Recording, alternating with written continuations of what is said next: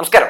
Kerala news 60 വാർത്തകൾക്ക് വേണ്ടി നമ്മുടെ ചാനൽ സബ്സ്ക്രൈബ് ചെയ്യാൻ മറക്കണ്ട. ബെല്ലൈക്കണിൽ ക്ലിക്ക് ചെയ്താൽ മാത്രമാണ് ഞങ്ങളുടെ വാർത്തകളൊക്കെ നിങ്ങൾക്ക് ലൈവായിട്ട് ലഭിക്കുകയുള്ളൂ. ലൈക്ക് ചെയ്യാനും ഷെയർ ചെയ്യാനും നിങ്ങളുടെ അഭിപ്രായം രേഖപ്പെടുത്താനും മറന്നു പോകരുത്. വാർത്തയിലേക്ക്.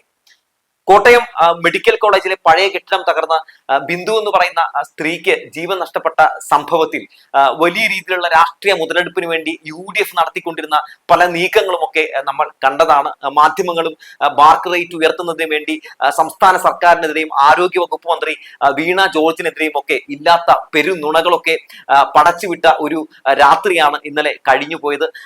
ഇന്നിപ്പോ നേരം വെളുത്ത് ശവസംസ്കാര ചടങ്ങുകൾ കഴിയുമ്പോൾ ചിത എരിഞ്ഞ് അടങ്ങുന്നതിന് മുമ്പ് തന്നെ ആ വിഷയത്തിൽ രാഷ്ട്രീയം കലർത്തിയ, ആ വിഷയത്തിൽ മാർക്ക് റേറ്റ് ഉയർത്താൻ വേണ്ടി ഇറങ്ങി തിരിച്ചവർക്കൊക്കെ വലിയ ഗംഭീരമായിട്ടുള്ള അടികൾ കിട്ടുന്ന കാഴ്ചയാണ് നമ്മൾ കണ്ടുകൊണ്ടിരിക്കുന്നത്. അതായത് ഈ സംഭവവുമായി ബന്ധപ്പെട്ടുകൊണ്ട് മരണത്തെ ഒരു സുവർണ അവസരമായിട്ട് കണ്ട് അതിൽ വോട്ട് ബാങ്ക് രാഷ്ട്രീയം കളിക്കാൻ വേണ്ടി ഇറങ്ങി തിരിച്ച പ്രതിപക്ഷത്തിനെതിരെ ജനങ്ങൾ അതിശക്തമായ ശബ്ദം ഉയർത്തുന്ന കാഴ്ച കണ്ടുകൊണ്ടിരിക്കുകയാണ്. ആ മരണ വീട്ടിലേക്ക് ഫോട്ടോഷൂട്ട് നടത്താൻ വേണ്ടി കയറി ചെന്ന സതീശിനെതിരെ വലിയ വിമർശനങ്ങളാണ് ഇപ്പോൾ ഉണ്ടായിക്കൊണ്ടിരിക്കുന്നത്. നോക്കൂ, അങ്ങോട്ടേക്ക് VD സതീശൻ ചെന്നപ്പോൾ എന്തിനാണ് ഇത്തരത്തിൽ ഫേസ്ബുക്കിലൂടെ ലൈവ് കൊടുത്തതെന്നും എന്തിനു വേണ്ടിയാണ് ആ ശവസംസ്കാര ചടങ്ങ് നടക്കുന്ന അവിടെ വെച്ച് തന്നെ രാഷ്ട്രീയം പറഞ്ഞുകൊണ്ട് മാധ്യമപ്രവർത്തകർക്ക് മുമ്പിൽ അവതരിച്ചതെന്നും ഒക്കെയുള്ള പല രീതിയിലുള്ള ചോദ്യങ്ങൾ പ്രതിപക്ഷ നേതാവിനെതിരെ ഉയർന്നു വരികയാണ്. ഇതിനിടയിൽ മന്ത്രി വീണ ജോർജ് ഫേസ്ബുക്കിൽ ഒരു പോസ്റ്റ് ഇടുന്ന സാഹചര്യം ഉണ്ടായി. വീണ ജോർജിന്റെ പോസ്റ്റ് ഇങ്ങനെയാണ്: കോട്ടയം മെഡിക്കൽ കോളേജിലുണ്ടായ ദാരുണമായ അപകടത്തിൽ പ്രിയപ്പെട്ട ബിന്ദു മരണമടഞ്ഞ സംഭവം ഏറെ വേദനിപ്പിക്കുന്നതാണ്. ആ കുടുംബത്തിന്റെ ദുഃഖം എന്റെയും ദുഃഖമാണ്. കുടുംബത്തിന്റെ ദുഃഖത്തിൽ പങ്കുചേരുകയും ആദരാഞ്ജലികൾ അർപ്പിക്കുകയും ചെയ്യുന്നു. സർക്കാർ പ്രിയപ്പെട്ട ബിന്ദുവിന്റെ കുടുംബത്തിന് ഒപ്പം ഉണ്ടാകും എന്നാണ് ആരോഗ്യ വകുപ്പ് മന്ത്രി രേഖപ്പെടുത്തിയ ഫേസ്ബുക്ക് പോസ്റ്റിൽ പറയുന്നത്. എന്തായാലും വലിയ രീതിയിലുള്ള പിന്തുണയും അതുപോലെ തന്നെ ജനങ്ങൾ മുഴുവൻ മന്ത്രിക്കൊപ്പം ഉണ്ട് എന്ന് പറഞ്ഞുകൊണ്ട് രംഗത്തേക്ക് വരുന്ന കാഴ്ചയൊക്കെയാണ് നമ്മളിപ്പോൾ സമൂഹ മാധ്യമങ്ങളിൽ കാണുന്നത്. എന്തായാലും ഈ ഒരു സംഭവം, അതായത് ഈ ഒരു ദുരന്തവുമായി ബന്ധപ്പെട്ട UDF നടത്തിയ നീക്കങ്ങളൊക്കെ തന്നെ ആരോഗ്യ മേഖലയിൽ സംസ്ഥാന സർക്കാർ നടത്തിയിട്ടുള്ള വികസനങ്ങൾ ചർച്ച ചെയ്യാൻ വേണ്ടി അത് ഉപകാരപ്പെട്ടു എന്നുള്ളതാണ് പൊതുവെ ഉയർന്നു വരുന്ന ചർച്ചകളിൽ നിന്ന് മനസ്സിലാക്കാൻ സാധിക്കുന്നത്. നിലവിൽ കോട്ടയം മെഡിക്കൽ കോളേജിൽ തന്നെ എന്തൊക്കെ കാര്യങ്ങൾ സർക്കാർ ചെയ്തു എന്നുള്ള കാര്യം ഇപ്പോൾ ചർച്ച ചെയ്യപ്പെട്ടുകൊണ്ടിരിക്കുകയാണ്. അതായത് നിലവിൽ ആളുകൾ ആദ്യം വിചാരിച്ചിരുന്നത് നിലവിലെ ഈ കോട്ടയം മെഡിക്കൽ കോളേജ് തകർന്നു വീണു എന്ന രീതിയിലായിരുന്നു. കാരണം മാധ്യമങ്ങളിൽ വന്ന വാർത്തകൾ അങ്ങനെയായിരുന്നു. അതുപോലെ തന്നെ പ്രതിപക്ഷ നേതാവ് അടക്കം നടത്തിയ പ്രതികരണങ്ങൾ അങ്ങനെയായിരുന്നു. പിന്നീടാണ് ആളുകൾക്ക് ഒരു കാര്യം മനസ്സിലായത്. അതായത് കോട്ടയം മെഡിക്കൽ കോളേജിൽ ആശുപത്രി തന്നെ ഉപയോഗിക്കാതെ മാറ്റിയിട്ട ബലക്ഷയം വന്ന ഒരു കെട്ടിടത്തിന്റെ ചെറിയൊരു ഭാഗമാണ് തകർന്നു വീണതെന്നും ഇങ്ങനെ ഈ കെട്ടിടം ബലക്ഷയത്തിലാണ് എന്ന് കണ്ടതിനെ തുടർന്ന് സംസ്ഥാന സർക്കാർ കിഫ്ബിയിൽ നിന്ന് 257 കോടി രൂപ മുടക്കി 465 ബെഡുകളും അതുപോലെ തന്നെ 14 ഓപ്പറേഷൻ തിയേറ്ററുകളും ഒക്കെയുള്ള അത്യാധുനിക ഒരു കെട്ടിടം കോട്ടയം മെഡിക്കൽ കോളേജിൽ പണിതുവെന്നും അങ്ങോട്ടേക്ക് ആളുകൾ ഷിഫ്റ്റ് ചെയ്യുകയാണെന്നുമുള്ള കാര്യങ്ങളും ഒക്കെ ജനങ്ങൾ തിരിച്ചറിയുന്ന സാഹചര്യം ഉണ്ടായി. അങ്ങനെ വസ്തുതകൾ തിരിച്ചറിഞ്ഞപ്പോൾ സർക്കാരിനൊപ്പം നിൽക്കുന്ന കാഴ്ച കാണുകയാണ്. UDFന്റെ ഭരണകാലഘട്ടത്തിൽ നമ്മുടെ മെഡിക്കൽ കോളേജുകളുടെ, സർക്കാർ ആശുപത്രികളുടെ അവസ്ഥ ജനങ്ങൾ ഒരുപാട് അനുഭവിച്ചറിഞ്ഞിട്ടുള്ളതാണ്. അതുകൊണ്ട് തന്നെ അതും ഇവിടെ ചർച്ച ചെയ്യപ്പെടുകയാണ്. അവസാനം UDF നടത്തിയ എല്ലാ നീക്കങ്ങളും തിരിച്ചടിക്കുന്ന ഒരു സംഭവം കണ്ടുകൊണ്ടിരിക്കുകയാണ്. എന്തായാലും മന്ത്രി മുഹമ്മദ് റിയാസും ഒരു പ്രതികരണം ഫേസ്ബുക്കിൽ രേഖപ്പെടുത്തിയിട്ടുണ്ട്. അദ്ദേഹത്തിന്റെ പ്രതികരണം കൂടി ഞാനൊന്ന് വായിക്കാം. അദ്ദേഹം ഇങ്ങനെയാണ് പറയുന്നത്: ഏൽപ്പിച്ച ഉത്തരവാദിത്തം നാടിനു വേണ്ടി ആത്മാർത്ഥമായി നിറവേറ്റുന്ന മന്ത്രിയാണ് ശ്രീമതി വീണ ജോർജ്. കോട്ടയം മെഡിക്കൽ കോളേജിൽ കെട്ടിടം തകർന്ന് സ്ത്രീ മരിച്ച സംഭവം ദൗർഭാഗ്യകരവും വേദനാജനകവുമാണ്. അപകടത്തിൽ മരിച്ച സഹോദരി ബിന്ദുവിന് ആദരാഞ്ജലികൾ. ബന്ധുമിത്രാദികൾക്ക് അവരുടെ വിയോഗം നികത്താനാകാത്തതാണ്. മറ്റ് കാര്യങ്ങളെല്ലാം പരിശോധിക്കുമെന്ന് ബന്ധപ്പെട്ടവർ പറഞ്ഞിട്ടുണ്ട്. ദൗർഭാഗ്യകരമായ സംഭവത്തെ സർക്കാരിനെതിരെ തിരിക്കാനുള്ള ചിലരുടെ ശ്രമം അപലപനീയമാണ്. ആരോഗ്യമന്ത്രിയെ വ്യക്തിപരമായി അധിക്ഷേപിക്കാനും മാതൃകയായ കേരളത്തിന്റെ പൊതുജന ആരോഗ്യ സമ്പ്രദായത്തെ തകർക്കാനുമാണ് ഇവർ ശ്രമിക്കുന്നത്. ഏൽപ്പിച്ച ഉത്തരവാദിത്തം ആത്മാർത്ഥമായി നിറവേറ്റുന്ന മന്ത്രിയാണ് ശ്രീമതി വീണ ജോർജ്.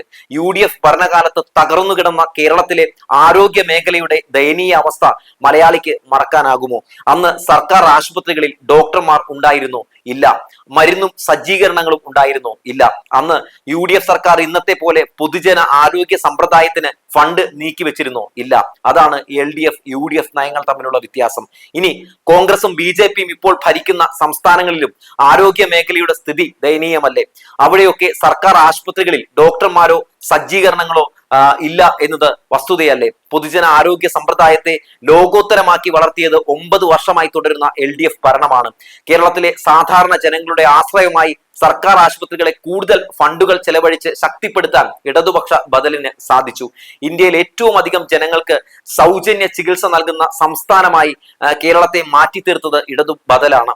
ഇന്ത്യയിൽ ജനങ്ങൾ ഏറ്റവും അധികം സർക്കാർ ആശുപത്രികളെ ആശ്രയിക്കുന്ന സംസ്ഥാനമായി കേരളം മാറിയതിന്റെ കാരണവും ഇതുവരെ ഭരിച്ച ഇടതുപക്ഷ സർക്കാരുകളും ഇടതുപക്ഷ ബദലുമാണ്.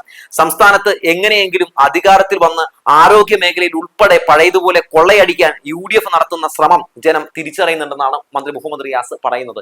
LDFന്റെ ഭരണകാലത്ത് ആരോഗ്യവകുപ്പ് മന്ത്രി ആരൊക്കെയായിരുന്നു എന്ന് ചോദിച്ചാൽ പോലും കുഞ്ഞു കുട്ടികളുടെ അടുത്ത് വരെ ചോദിച്ചാൽ പറയും ഒന്നാം പിണറായി വിജയൻ സർക്കാരിന്റെ കാലഘട്ടത്തിൽ ശൈലജ ടീച്ചർ ആയിരുന്നു, രണ്ടാം പിണറായി വിജയന്റെ കാലഘട്ടത്തിൽ അത് വീണ ജോർജ് ആയിരുന്നു എന്ന് പറയും. എന്നാൽ UDFന്റെ ഭരണകാലഘട്ടത്തിൽ ആരായിരുന്നു ആരോഗ്യ വകുപ്പ് എന്ന് ചോദിച്ചിട്ടുണ്ടെങ്കിൽ പലരും ഒന്ന് ചിന്തിച്ചു നിൽക്കും. കാരണം അങ്ങനെ ഒരു വകുപ്പ് ഉണ്ടായിരുന്നു എന്ന് പോലും പലർക്കും അറിയില്ലായിരുന്നു. VS ശിവകുമാർ എന്ന് പറയുന്ന അന്നത്തെ ആരോഗ്യ വകുപ്പ് മന്ത്രി എന്തിനായിരുന്നു തന്റെ ആ മന്ത്രിസ്ഥാനം ഉപയോഗപ്പെടുത്തിയിരുന്നതെന്നൊന്നും ഞാൻ പറയുന്നില്ല. നിരവധി ആരോപണങ്ങൾ നേരിട്ടിട്ടുള്ള, അതുപോലെ തന്നെ ED അടക്കമുള്ള അന്വേഷണ ഏജൻസികൾ പല രീതിയിലുള്ള അന്വേഷണങ്ങൾ ഈ പറയുന്ന VS ശിവകുമാറിന്റെ പേരിൽ നടത്തുന്ന സാഹചര്യം ഉണ്ടായിട്ടുണ്ട്. VS ശിവകുമാർ മന്ത്രിയായിരുന്ന സമയത്ത് സ്വന്തമായിട്ടൊരു ആശുപത്രി പോലും സ്വന്തമാക്കി എന്നൊരു ആരോപണം വരെ നേരിട്ടിട്ടുള്ള വ്യക്തിയാണ്. അപ്പോ അങ്ങനെ സകല മേഖലകളിലും UDF ഭരിക്കുന്ന സമയത്ത് ഇവർ കാണിച്ചു കൂട്ടിയിട്ടുള്ള ഈ കൈയിട്ട് വാറലൊക്കെ നമ്മൾ കണ്ടിട്ടുള്ളതാണ്. എന്തായാലും ഇവിടെ അത് കാണുന്നില്ല. ജനങ്ങൾക്ക് വേണ്ടി ആരോഗ്യ മേഖല കൂടുതൽ മികവുറ്റതാക്കുന്നു. ജനങ്ങൾ കൂടുതൽ സ്വകാര്യ ആശുപത്രികൾ വിട്ട് സർക്കാർ ആശുപത്രികളിലേക്ക് വരുന്ന സാഹചര്യമുണ്ട്. അങ്ങനെയൊക്കെ വരുമ്പോൾ സ്വാഭാവികമായി ഈ പറയുന്ന UDFന് കുറച്ച് ബുദ്ധിമുട്ടുകളൊക്കെ ഉണ്ടാകും. കാരണം ഈ സ്വകാര്യ ആശുപത്രികളെ സഹായിക്കാൻ ഇവർക്ക് കുറച്ച് താല്പര്യം കൂടുതലുള്ള ആളുകളാണല്ലോ. മാത്രവുമല്ല ജനങ്ങളെ എങ്ങനെ ഉപദ്രവിക്കാം എന്ന് ഓർത്ത് ഇറങ്ങിയിരിക്കുന്ന ഒരു വലിയ വിഭാഗമാണ് UDFും BJPയും എന്നുള്ള കാര്യത്തിൽ തർക്കമൊന്നുമില്ല. അല്ലെങ്കിൽ ഈ ബിന്ദുവിന്റെ മരണവുമായി ബന്ധപ്പെട്ടുകൊണ്ട് ഇപ്പോ ഈ കോട്ടയം മെഡിക്കൽ കോളേജിലേക്ക് ഇമാതിരി ഒരു രീതിയിലുള്ള ഒരു പ്രതിഷേധം ഇവർ നടത്തുമോ? അങ്ങോട്ടേക്ക് പ്രതിഷേധം നടത്തുമ്പോൾ ആർക്കാണ് ബുദ്ധിമുട്ടുണ്ടാകുന്നത്? അവിടെ ചികിത്സയ്ക്ക് വരുന്ന രോഗികൾക്കാണ്, അല്ലെ? അപ്പോ രോഗികളെയും ഈ പറയുന്ന അങ്ങോട്ട് ചികിത്സയ്ക്ക് വരുന്ന ആളുകളെയും ഒക്കെ കൂടുതൽ ബുദ്ധിമുട്ടിക്കുക എന്നത് മാത്രമാണ് ഇവരുടെ അജണ്ട എന്ന് പറയുന്നത്. അല്ലെങ്കിൽ എന്തിനാണ് ഈ പറയുന്ന പോലെ കോട്ടയം മെഡിക്കൽ കോളേജിലേക്ക് പ്രതിഷേധം നടത്തുന്നത്? സ്വാഭാവികമായിട്ടും വീണ ജോർജിന്റെ ഓഫീസിലേക്ക് ഒരു പ്രതിഷേധം നടത്തുന്നത് നമുക്ക് വിചാരിക്കാം അത് ആരോഗ്യവകുപ്പ് മന്ത്രിയുടെ ഓഫീസ് ആയതുകൊണ്ടാണ് എന്ന് വിചാരിക്കാം. പക്ഷേ ആശുപത്രികൾക്ക് നേരെ എന്തിനാണെന്ന് ഇത്തരത്തിലുള്ള പല രീതിയിലുള്ള ആക്രമണങ്ങൾ നടത്തുന്നത്? അത് നമുക്ക് തീർത്തും സമ്മതിച്ചു തരാൻ കഴിയില്ലാത്തതാണ്. രാഹുൽ മങ്കൂട്ടത്തെ പോലെയുള്ള കുറെ എന്താ പറയാ ചട്ടമ്പിമാരെയൊക്കെ ഇറക്കി വിട്ടുകൊണ്ട് ഇത്തരത്തിലുള്ള പ്രതിഷേധങ്ങളൊക്കെ നടത്തി നമ്മുടെ സംസ്ഥാനത്ത് സംഘർഷം ഉണ്ടാക്കിയെടുക്കുക എന്നതും അതുപോലെ തന്നെ അതിനെ തുടർന്ന് സർക്കാരിനെതിരെ ഒരു വികാരമുണ്ട് എന്ന് ഉണ്ടാക്കിയെടുക്കുക എന്നുള്ളതൊക്കെയാണ് ഇവരുടെ പ്രധാനപ്പെട്ട ലക്ഷ്യം എന്ന് പറയുന്നത്. എന്തായാലും വെളുക്കാൻ തേച്ചത് പാണ്ടായി എന്ന് പറയുന്നത് പോലെ ബിന്ദുവിന്റെ മരണത്തെ രാഷ്ട്രീയവൽക്കരിച്ചുകൊണ്ട് സർക്കാരിനെ കടന്നാക്രമിക്കാൻ വേണ്ടി നടത്തിയ എല്ലാ ശ്രമങ്ങളും UDFന് തന്നെ തിരിച്ചടിയാകുമ്പോൾ UDFന് വലിയ രീതിയിലുള്ള ഒരു പ്രഹരം ഏൽക്കുന്ന കാഴ്ചയാണ് നമ്മൾ കണ്ടുകൊണ്ടിരിക്കുന്നത്. ഇവർ ഭരിക്കുന്ന കർണാടകയിലെ അവസ്ഥ എന്താണെന്ന്, BJP ഭരിക്കുന്ന UPയിലെ അവസ്ഥ എന്താണെന്ന്, ഗുജറാത്തിലെ അവസ്ഥ എന്താണെന്ന്, അവിടുത്തെ ആരോഗ്യ മേഖലയുടെ അവസ്ഥ എന്താണെന്ന് ചോദിച്ചിട്ടുണ്ടെങ്കിൽ പരിതാപകരമാണെന്ന് നമുക്ക് എല്ലാവർക്കും അറിയാവുന്ന കാഴ്ചയാണ്. ഇപ്പോഴും കേന്ദ്രം നമുക്ക് ഏകദേശം 500 കോടിക്ക് മുകളിൽ രൂപ ആരോഗ്യ വകുപ്പിന് നൽകാനുണ്ട്. ഇത് ഇതുവരെയായിട്ടും തന്നിട്ടില്ല. എന്നാൽ അതിനെതിരെ നമ്മുടെ UDF ഒരു ശബ്ദമുയർത്തുന്നുണ്ടോ? ഇല്ല. കടുത്ത സാമ്പത്തിക പ്രതിസന്ധികൾക്കിടയിലും ആരോഗ്യ മേഖലയെ സർക്കാർ ഉയർത്തിക്കൊണ്ടുവരുമ്പോൾ കണ്ണുകടിയാണ് എന്നതിനപ്പുറത്തേക്ക് വേറെ ഒന്നും പറയാനില്ല. ഇപ്പോ ഈ വിഷയവുമായി ബന്ധപ്പെട്ടുകൊണ്ട് എല്ലാവരും ഇറക്കി വിട്ടേക്കാണ്. നമ്മുടെ സൂസിമാരെ ഇറക്കി വിട്ടേക്കുന്നു. അങ്ങനെ എല്ലാ വിഭാഗത്തെയും വീണ ജോർജിനെതിരെ ഇറക്കി വിട്ടിരിക്കുകയാണ്. വീണ ജോർജിനൊപ്പം എന്തായാലും ഈ നാട്ടിലെ ജനങ്ങളുണ്ട്. നിങ്ങൾ തുടരുക എന്ന് തന്നെയാണ് ഈ നാട്ടിലെ ജനങ്ങൾ വീണ ജോർജിനോട് പറഞ്ഞുകൊണ്ടിരിക്കുന്നത്. മാധ്യമങ്ങളും പ്രതിപക്ഷവും നടത്തിക്കൊണ്ടിരിക്കുന്ന ഈ വേട്ട, ആ വേട്ടയ്ക്ക് മുമ്പിൽ കീഴടങ്ങരുത്. കാരണം നിങ്ങളെപ്പോലുള്ള മന്ത്രിമാർ ചെയ്തു വെച്ചിട്ടുള്ള നടത്തിക്കൊണ്ടിരിക്കുന്ന വികസനങ്ങൾ, സേവനങ്ങൾ ജനങ്ങൾ കണ്ണു തുറന്ന് കാണുന്നുണ്ട്. ഇൻസ്റ്റാഗ്രാമിലൂടെയും ഫേസ്ബുക്കിലൂടെയും ഒക്കെ മാത്രം ജീവിക്കുന്ന UDFകാരോടും BJPക്കാരോടും ഇതൊന്നും പറഞ്ഞാൽ മനസ്സിലാകണമെന്നില്ല.